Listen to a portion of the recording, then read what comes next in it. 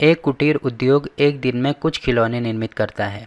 प्रत्येक खिलौने का मूल्य 55 में से एक दिन में निर्माण किए गए खिलौनों की संख्या को घटाने से प्राप्त संख्या के बराबर है। किसी एक दिन कुल निर्माण लागत 750 रुपये थी, तो हम उस दिन निर्माण किए गए खिलौनों की संख्या ज्ञात करना चाहेंगे। तो हमें इसमें निकालना क्या है कि एक दिन में निर्माण किए गए खिलौनों की कुल संख्या कितनी है। तो हमें जो चीज़ निकालनी होती है उसको हम अपनी तरफ से कुछ मानते हैं। तो मान लीजिए एक दिन में निर्माण किए गए कुल खिलौनों की संख्या x है, ठीक है। तो ये हमने अपनी तरफ से मान लिया। अब देखो इसमें स्टार्टिंग में क्या दिया है, एक कुटीर उद्योग एक दिन में कुछ खिलौने निर्मित करता है। तो कुछ खिलौने निर्मित करता है वो हमने क्या माना है, x माना है कि मान लीजिए कुटीर उद्योग एक दिन में x खिलौने निर्मित करता है। तो ये चीज़ हमने मान ली। आगे दिया है प्रत्येक खिलौने का मूल्य, जो प्रत्येक खिलौने का मूल्य है वो 55 में से। अब देखो ये चीज़ आपको समझनी होगी, खिलौने का जो मूल्य है वो क्या है, खिलौने का मूल्य 55 में से 55 में से एक दिन में निर्माण किए गए खिलौनों की संख्या को, तो एक दिन में निर्माण किए गए खिलौनों की संख्या हमने क्या मानी है, x मानी है।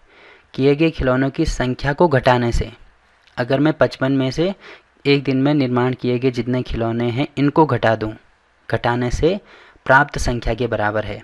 प्राप्त संख्या के बराबर मतलब 55 माइनस x हमें प्राप्त हो रहा है। तो इतने रुपए क्या है, एक खिलौने का मूल्य है। एक खिलौने का मूल्य 55 माइनस x रुपये है, ठीक है। अब देखो ये चीज़ अगर आपको समझ में नहीं आ रही है तो सबसे बढ़िया तरीका है कि इसको वेरिएबल में समझो। तो मान लीजिए 55 है, ये तो 55 हमें दिया है। 55 में से मान लीजिए एक दिन में 20 खिलौने निर्मित होते हैं।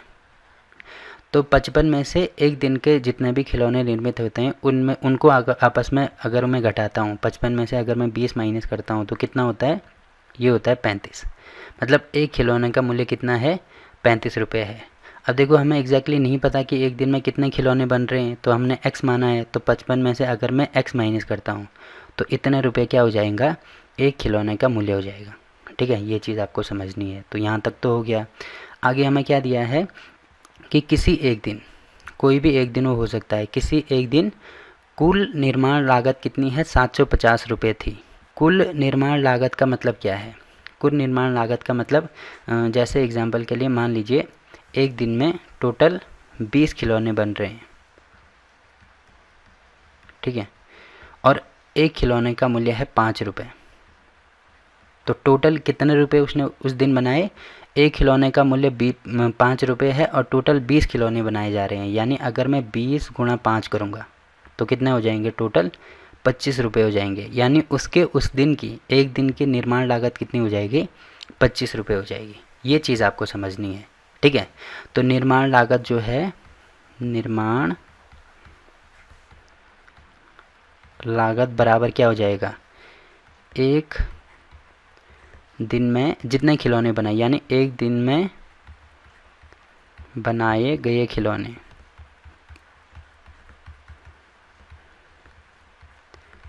खिलौने गुणा एक खिलौने का मूल्य। क्योंकि ये चीज़ मैंने ये मानी है कि मान लीजिए एक दिन में 20 खिलौने बने और एक खिलौने का मूल्य 5 रुपये है, तो टोटल कितने निर्माण लागत आई उसकी, मतलब टोटल कितने रुपए बनाए उसने, ये समझ लो, सिंपल सी बात है। तो इन दोनों को जब हम आपस में गुणा करेंगे तो 20 गुणा 5 करेंगे कितना होगा, 25 रुपये। तो ये है एक दिन में इतने रुपए उसने बनाए, ठीक है। तो वही चीज़ हम यहाँ पे लिख रहे हैं कि जो निर्माण लागत होगी वो कितने के बराबर होगी, एक दिन में बनाए गए खिलौने और गुणा एक खिलौने का मूल्य, एक खिलौने का मूल्य, ठीक है। अब यही चीज़ देखो हमें यहाँ पे दी है, निर्माण लागत कितनी है, 750 है। तो यहाँ पे मैं 750 कर देता हूँ, बराबर एक दिन में कितने खिलौने बनाएंगे, एक दिन में इसमें दिया है एक खिलौने का मूल्य। देखो एक खिलौने का मूल्य ये तो आगे है, तो यहाँ पे एक खिलौने का मूल्य है 55 माइनस x, ठीक है, गुणा एक दिन में बनाए गए खिलौने। तो एक दिन में बनाए गए खिलौने हमने x माना है, तो यहाँ पे क्या हो जाएगा, x हो जाएगा, ठीक है। तो इनको गुणा करना पड़ेगा, मतलब पहले हम इसको क्या करेंगे, सॉल्व करेंगे, तब हमें x की वैल्यू मिलेगी। तो यहाँ पे हो जाएगा 750। इसको मैं ऐसे लिख सकता हूँ कि इसको आगे लिख दो, इसको पीछे लिख दो, कोई फ़र्क नहीं पड़ेगा। यानी x गुणा 55 माइनस x बराबर 750 में लिख सकता हूँ। ठीक है, अब x का गुणा करना है, मतलब इसके साथ में भी गुणा होगा, इसके साथ में भी गुणा होगा, तो ये हो जाएगा यहाँ पे 55x माइनस x और x, तो ये हो जाएगा x स्क्वायर बराबर होगा 750। अब इन दोनों को राइट हैंड साइड में लेके जाओ, तो यहाँ पे तो कुछ नहीं बचेगा, मतलब यहाँ पे तो 0 बचेगा, फिर यहाँ पे होगा 750, फिर ये प्लस है तो माइनस हो जाएगा 55 का x, और ये माइनस है तो प्लस हो जाएगा x स्क्वायर। ठीक है, अब इसको अगर मैं तरीके से लिखना चाहूँ तो ऐसे लिख सकता हूँ कि पहले सबसे x की जो सबसे बड़ी पावर है उसको लिखते हैं, तो ये हो जाएगा पहले x स्क्वायर, उसके बाद x की उससे कम पावर, तो ये हो जाएगा माइनस 55x, और लास्ट में x की 0 पावर है उससे भी कम, तो यहाँ पे हो जाएगा प्लस में 750 बराबर हो जाएगा 0। ठीक है, अब ये हो जाएगी दोबारा द्विघात समीकरण से सॉल्व। तो कैसे सॉल्व करेंगे, ये जो नंबर हमें यहाँ पे दिया है 750, इसके मुझे फैक्टर करने होंगे। तो क्योंकि ये भी नंबर बड़ा है तो हम क्या करेंगे, जो गुणनखंड है वो बड़े नंबर से शुरू करेंगे। जैसे मैं यहाँ पे क्या कर सकता हूँ, इसको ऐसे लिख सकते हैं 75, यानी 25 से, देखो इसको मैं 25 से काट सकता हूँ, तो यहाँ पे होगा 25 दिया 75, 0 बचा तो यहाँ पे मैं 0 कर देता हूँ। ठीक है, उसके बाद 5 से भाग जा रहा है तो 5 से कर दो, तो यहाँ पे 6 बार जाएगा, फिर 6 से जाएगा तो यहाँ पे हो जाएगा 1। तो फैक्टर हमने कर दिया 25 गुणा 5 गुणा 6। अब देखो इनको हमें जोड़ के और घटा के हमें क्या लाना है, 55 लाना है। तो 55 में कैसे ला सकता हूँ, 55 ला सकता हूँ अगर मैं इन दोनों को गुणा करता हूँ, तो ये हो जाएगा 30, और हाँ देखो अगर मैं इन दोनों को गुणा करता हूँ तो यहाँ पे हो जाएगा 30, और 25 ही ऑलरेडी है, तो अगर मैं इन दोनों को जोड़ता हूँ, मतलब इसके फैक्टर तो ऐसे भी लिख सकता हूँ कि अगर मैं इन दोनों को गुणा करता हूँ तो 6 पंजे 30, यानी 25 गुणा 30 हो जाएगा, और इनको गुणा करके मुझे क्या मिल रहा है, 750 ही मिल रहा है, तो ये भी इसके क्या हो जाएंगे, फैक्टर हो जाएंगे। तो एक नंबर मुझे मिल गया 25 और दूसरा नंबर मिल गया 30। ठीक है, क्योंकि अगर मैं इन दोनों को जोड़ता हूँ तो मुझे 55 मिल रहा है, तो यहाँ पे क्या हो जाएगा, ये मैंने इसके दो गुणनखंड कर दिए, तो एक हो जाएगा 25x, एक हो जाएगा 30x। अब यहाँ पे माइनस है, तो क्योंकि मुझे ये जोड़ने हैं तो यहाँ पे भी माइनस लिखना पड़ेगा, यहाँ पे भी माइनस लिखना पड़ेगा, तभी माइनस माइनस का यहाँ पे माइनस का साइन आएगा, बट ये आपस में क्या हो जाएंगे, जुड़ जाएंगे। अब स्टार्टिंग में एक है x स्क्वायर, एक है प्लस में 750, तो बराबर हो जाएगा 0 के।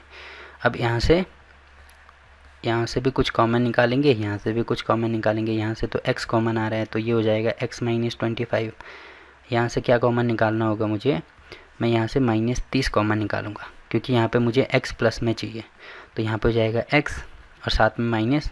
अगर मैं 750 को मैंने यहाँ पे आपको बोला था क्या लिख सकते हैं, 25 गुणा 30, तो अगर मैंने 30 कॉमन निकाल दिया तो बचा 25, तो यहाँ पे हो जाएगा 25 बराबर 0। अब यहाँ से क्या कॉमन निकलेगा, x माइनस 25 यहाँ पे भी है, यहाँ पे भी है, तो कॉमन निकालेंगे तो ये हो जाएगा x माइनस 25, फिर यहाँ पे बचेगा x और यहाँ पे बचेगा माइनस 30 बराबर 0। तो x की वैल्यू एक होगी 25 और एक होगी 30, तो ये दोनों क्या हो जाएंगे, इसके आंसर हो जाएंगे। ठीक है,